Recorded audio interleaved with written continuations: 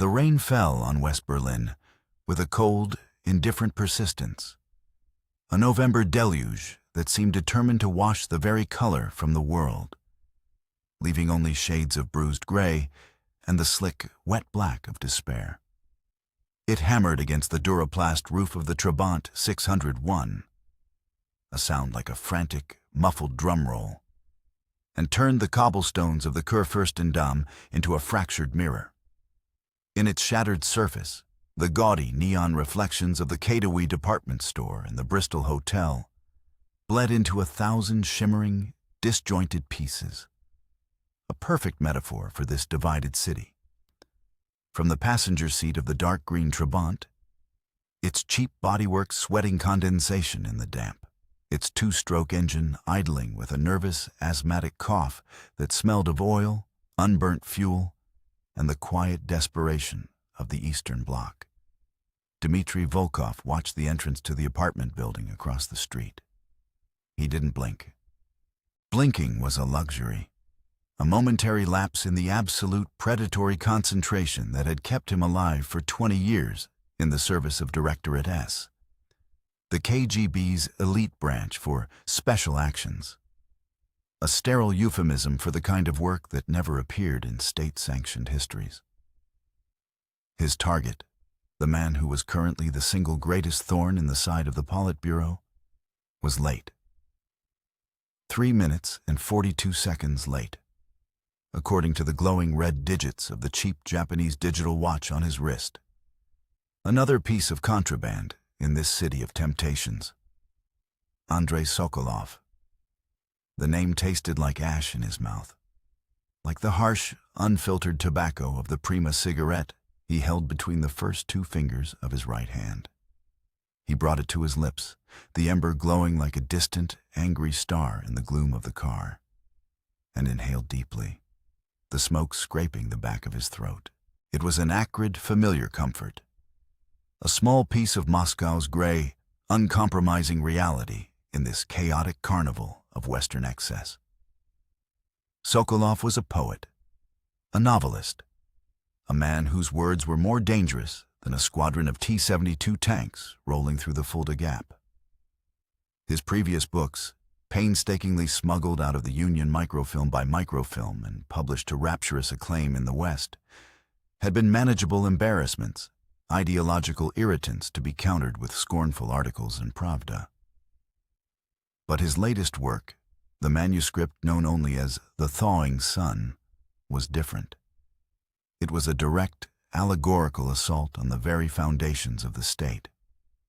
Intelligence from a terrified, highly paid source deep inside a Parisian publishing house, a man codenamed Gavroche, suggested it named names, detailed corruption that reached into the Politburo itself, and did so with the unimpeachable moral authority of a man who had suffered for his art in the frozen hell of the Kolyma gulags.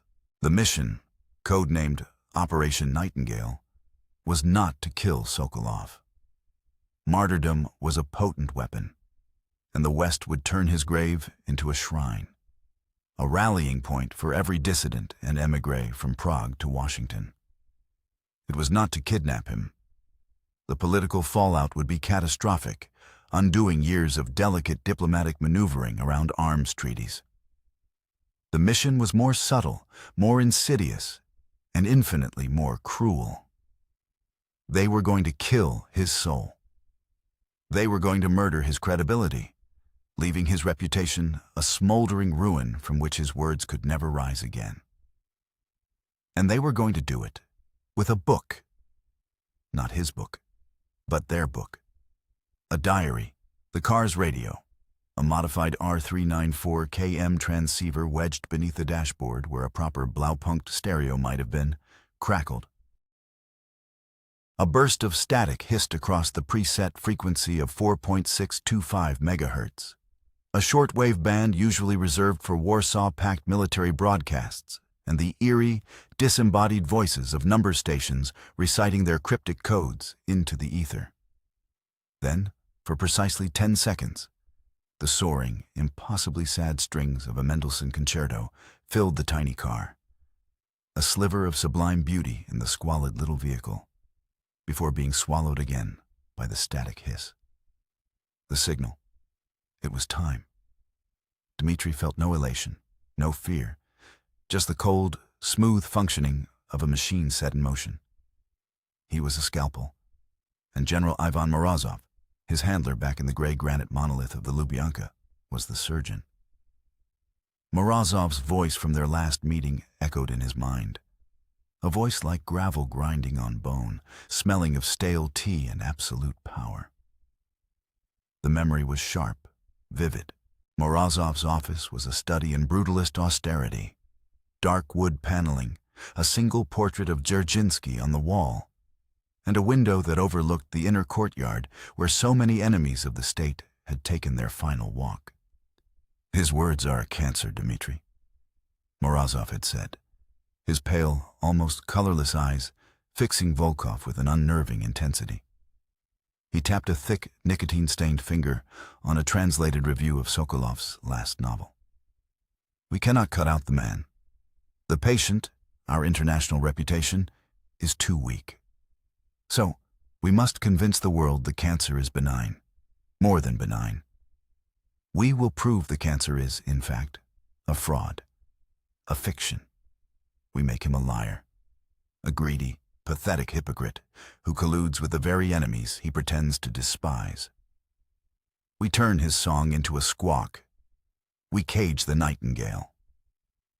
The plan had been in motion for 6 months, a masterpiece of psychological warfare, forgery, and infiltration. A symphony conducted by Morozov with Dmitri as his first violin. It began with Anya, the swallow. She was a young, raven-haired cello student from Leipzig, whose carefully constructed legend placed her as a defector, a true artist disillusioned with the rigid cultural doctrines of the East. She was beautiful in a way that seemed fragile, intelligent in a way that seemed wounded, and her air of cultivated vulnerability was a magnet for men like Sokolov, men who saw themselves as protectors of the broken and the pure. With the help of a local asset, she had found a job as a waitress in the Café Adler on the corner, the one where Sokolov wrote every morning, hunched over his notebooks with a cup of black coffee and a slice of apple strudel. For weeks, she had been a ghost at the edge of his life, a silent, efficient presence. Then came the orchestrated moment, a staged confrontation with a boorish, drunken customer, one of their own men, a bullish trade attaché from the Soviet embassy playing the part with gusto. A few perfectly timed tears, a dropped tray of glassware that shattered with a sound like applause.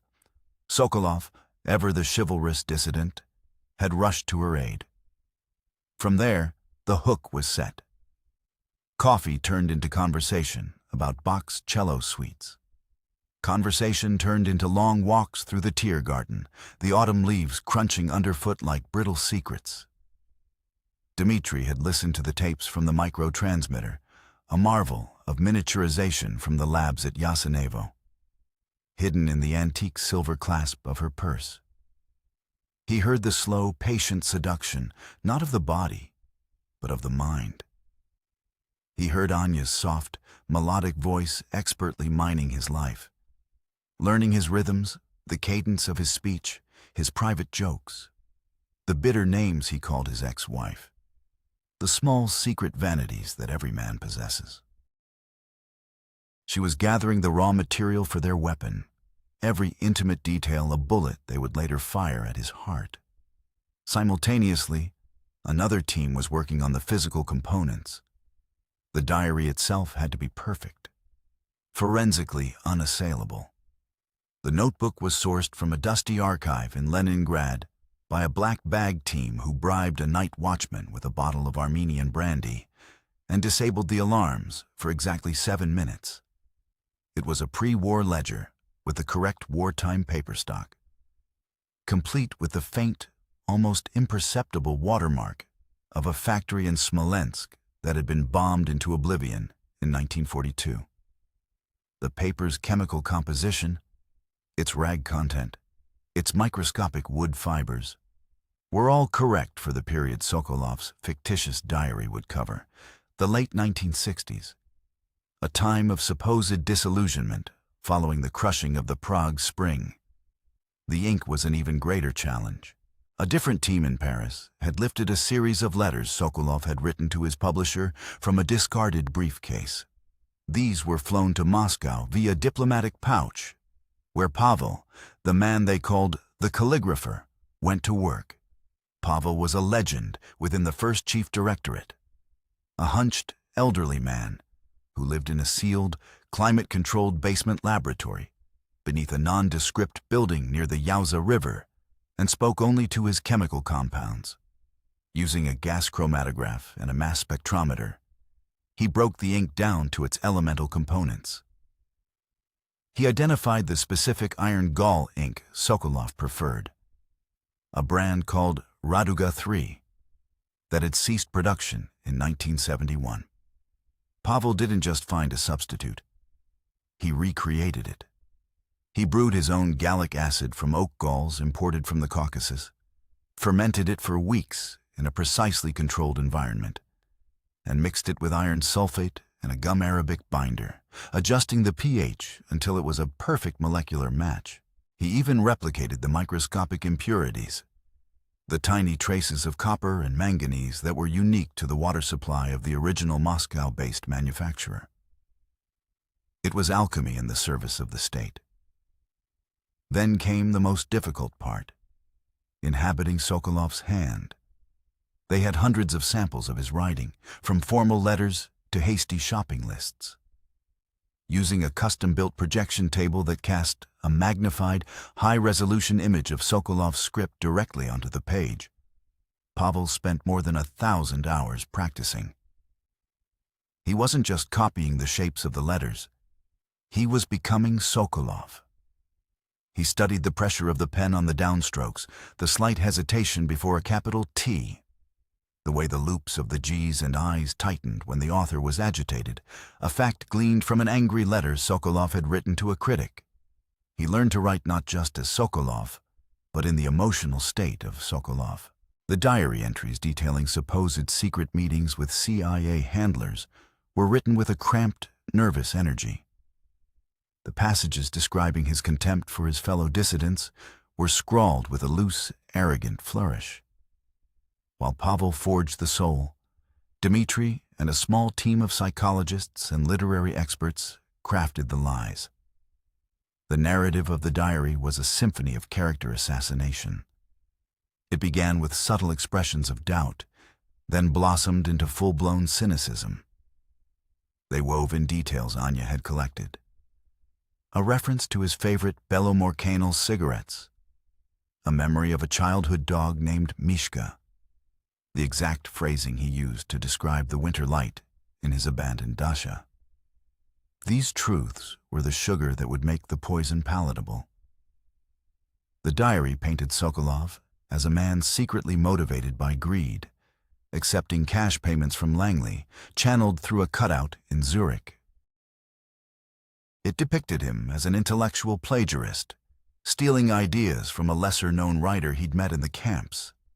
Most damningly, it was filled with passages of sneering contempt for the very Western intellectuals who championed him, calling them naive fools and useful idiots.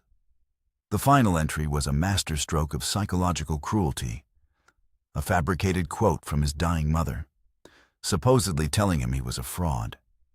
It was designed to break not just his reputation, but his spirit. The book was then artificially aged.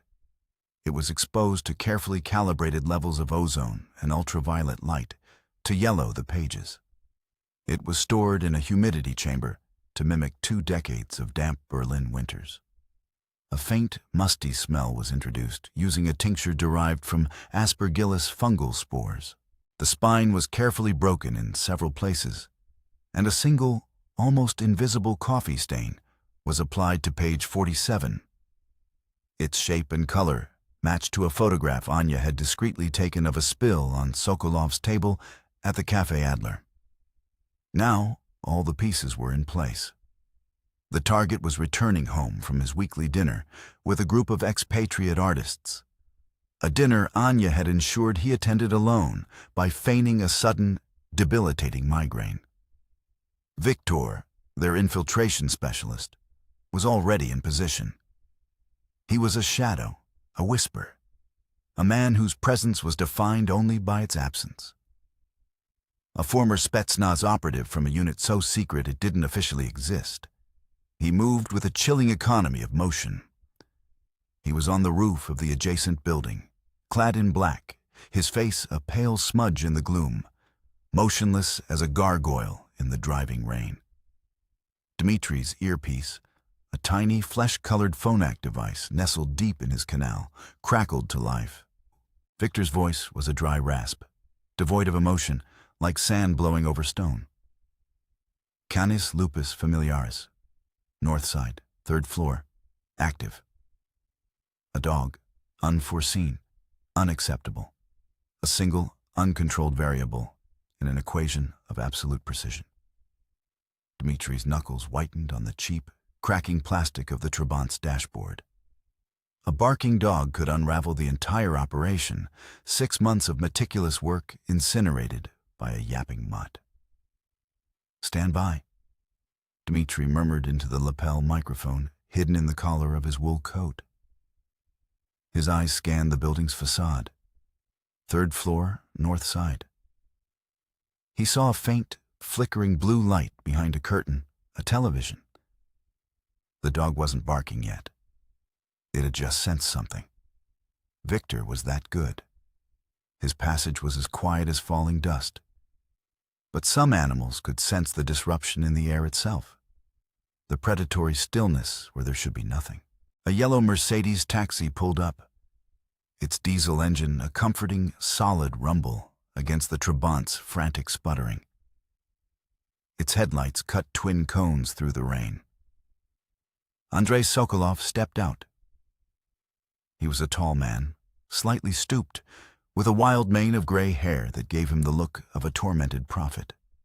He paid the driver, fumbled with his keys under the dim glow of the entryway light, and disappeared inside. The clock was now ticking. "Anya, status," Dmitri transmitted, his voice low and steady, betraying none of the sudden, corrosive tension in his gut. Her voice came back, clear and calm. From her post 2 blocks away in a telephone booth, the sound of rain on the glass enclosure, a faint hiss behind her words.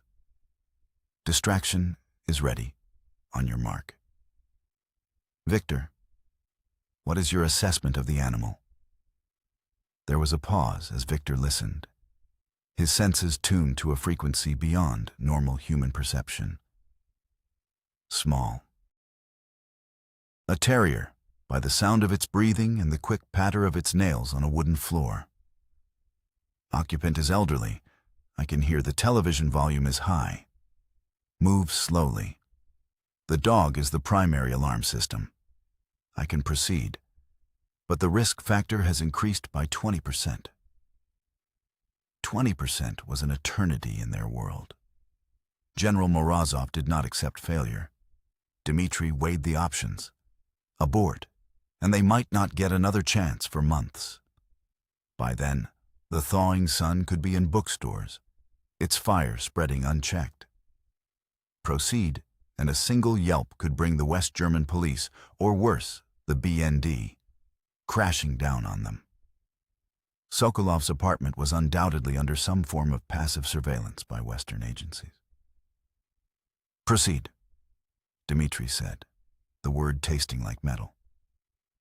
"Anya, execute phase 2. Now." Acknowledged.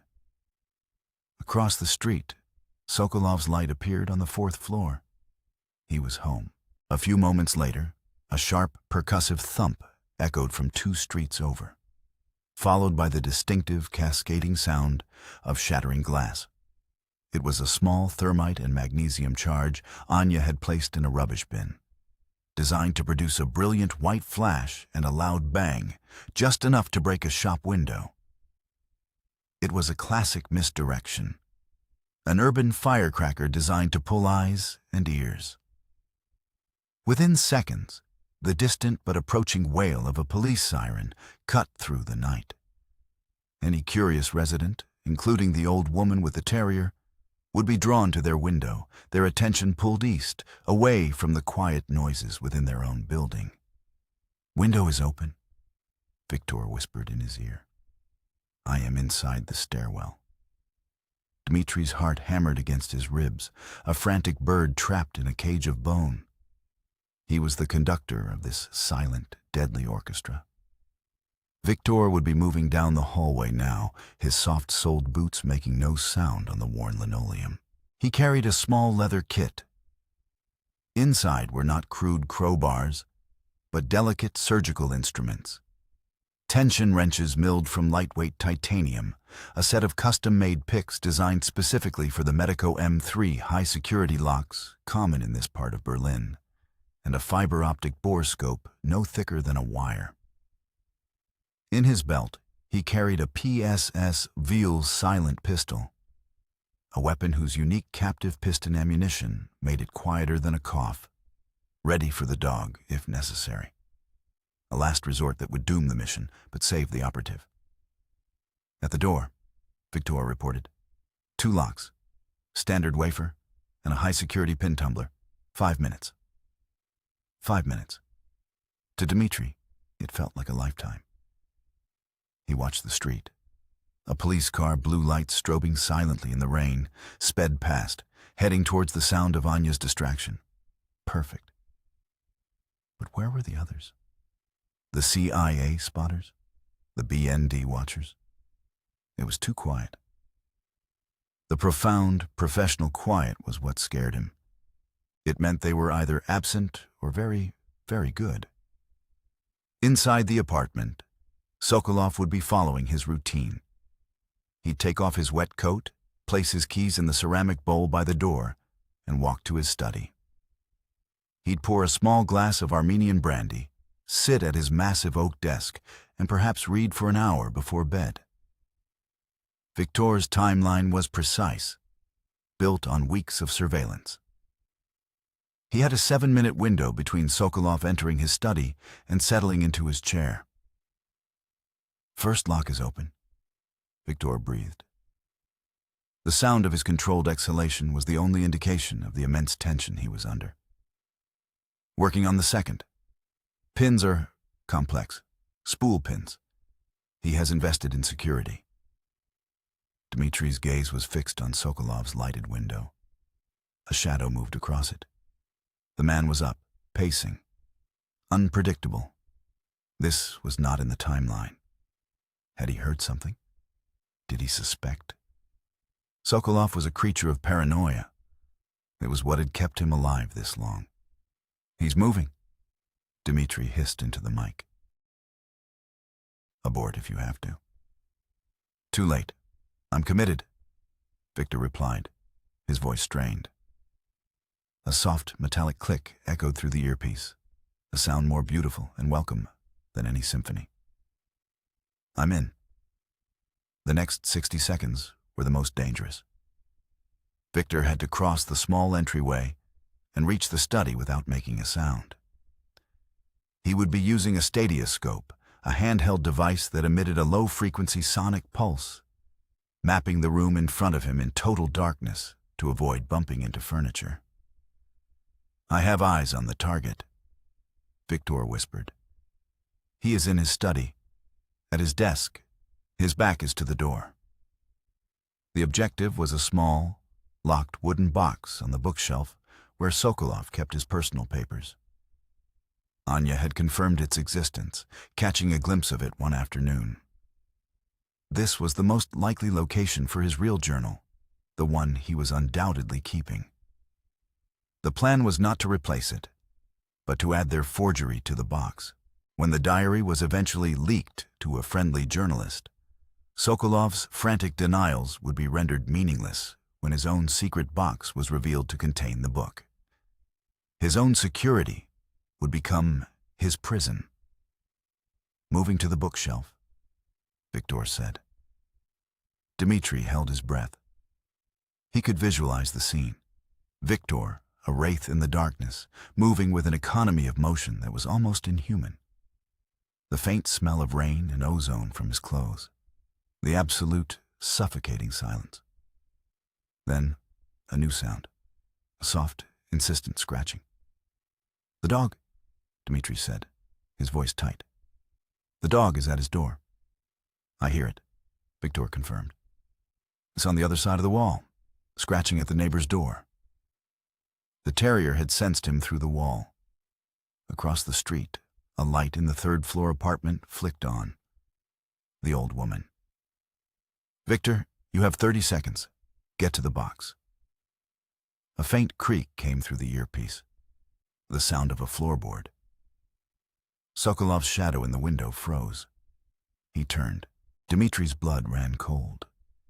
He was looking towards the door of his study. "He heard me." Victor's voice was a blade of ice. "Target is alerted."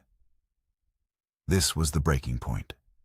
The moment an operation either succeeded or collapsed into bloody, catastrophic failure.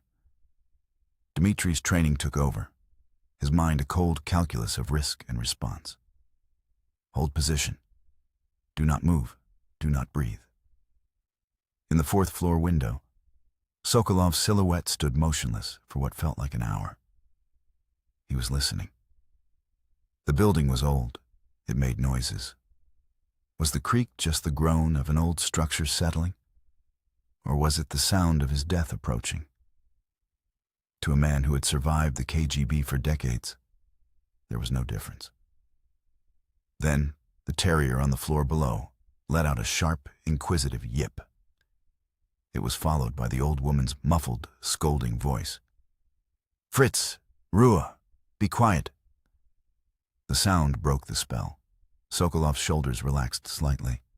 He likely attributed the noise to his neighbor and her damn dog. He turned back to his desk. "The window is closing," Dmitri breathed, the words fogging the inside of the windscreen. "Victor, now." "At the box," Victor replied instantly. "It has a simple lock, a child's toy, opening it." A moment's pause, another soft click. The box is open. There's another notebook inside. It appears to be his authentic journal. This was it. The culmination of months of work, the focal point of Operation Nightingale. Place our Nightingale beside it. Do not disturb anything else. Handle with gloves. Close the box, lock it, and get out. Same way you came in. Understood. Dmitri could hear the faint rustle as Victor placed the forged diary into the box. A cuckoo's egg in another bird's nest. He heard the lid close, the lock engage with a final, definitive click.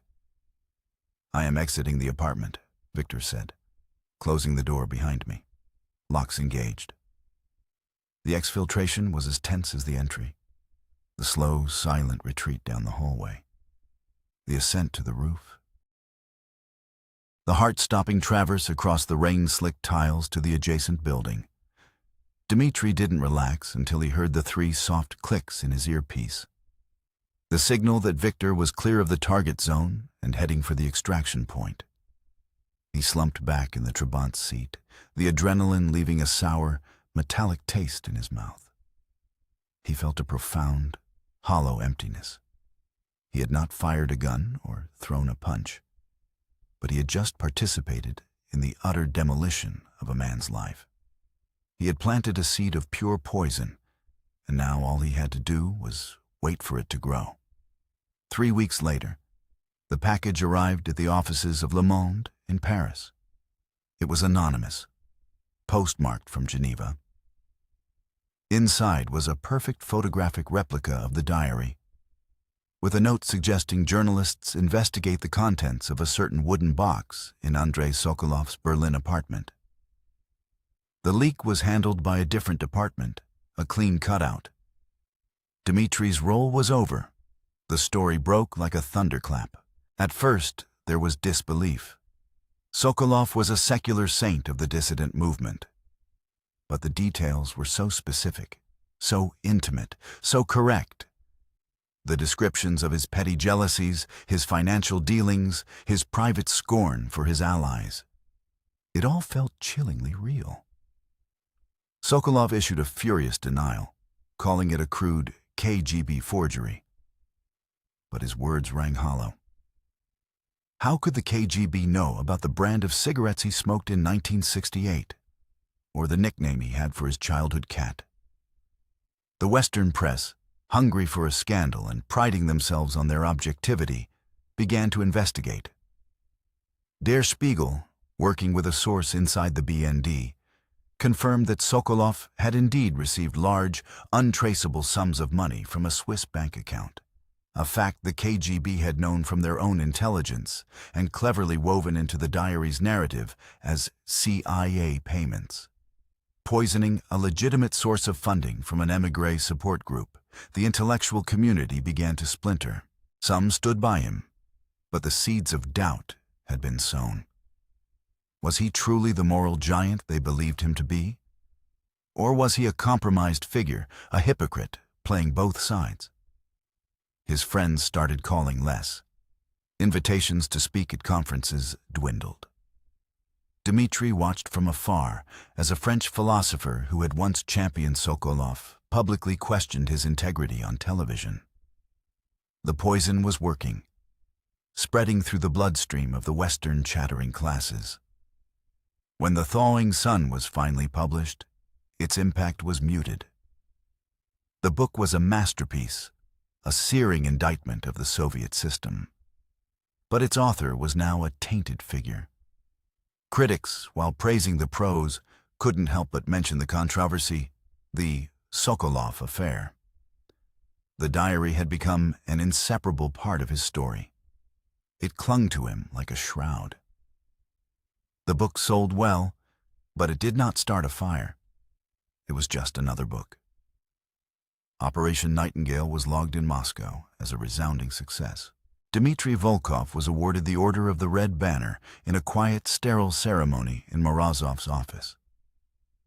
The medal felt cold and heavy in his hand, like a stone. Years passed. The world changed. The wall, that ugly concrete scar that had defined Dmitri's entire career, crumbled into dust and souvenirs. The Soviet Union, the monolith he had served with such cold devotion, dissolved into chaos and gangster capitalism. Dmitri retired to a small, quiet dacha outside St. Petersburg, a ghost from a world that no longer existed. He tended his garden, chopped wood for the stove, and tried not to think about the past. One winter morning in 2003, he was sitting by the fire, reading an article on a cheap tablet computer, a marvel of technology that still felt alien in his hands. It was a story from a British newspaper, translated into Russian by a crude but effective algorithm. The headline caught his eye. Sokolov diary vindicated by new forensic analysis. Andrei Sokolov had died 2 years prior, a celebrated but forever controversial figure. A university in America had acquired his papers, including the notorious diary from the wooden box. Dmitri read the article, his old heart a cold stone in his chest. A new team of forensic scientists, using technology unimaginable in the 1980s, had re-examined the forged diary.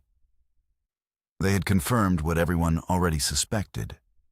The ink, while a masterful replica, showed microscopic signs of artificial aging when analyzed with a synchrotron particle accelerator.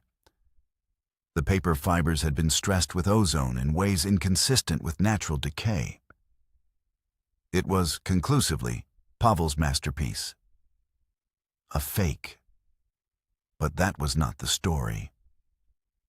The scientists had also analyzed the other notebook found in the box, the one Viktor had assumed was Sokolov's real diary. They analyzed its ink with Raman spectroscopy, its paper with mass spectrometry, its handwriting with algorithmic stylometry. And they had come to a staggering, world-shaking conclusion. It was also a forgery. A brilliant, layered, and impossibly subtle forgery. The handwriting was Sokolov's, but it was too perfect, too consistent, lacking the micro-variations of a genuine journal written over time.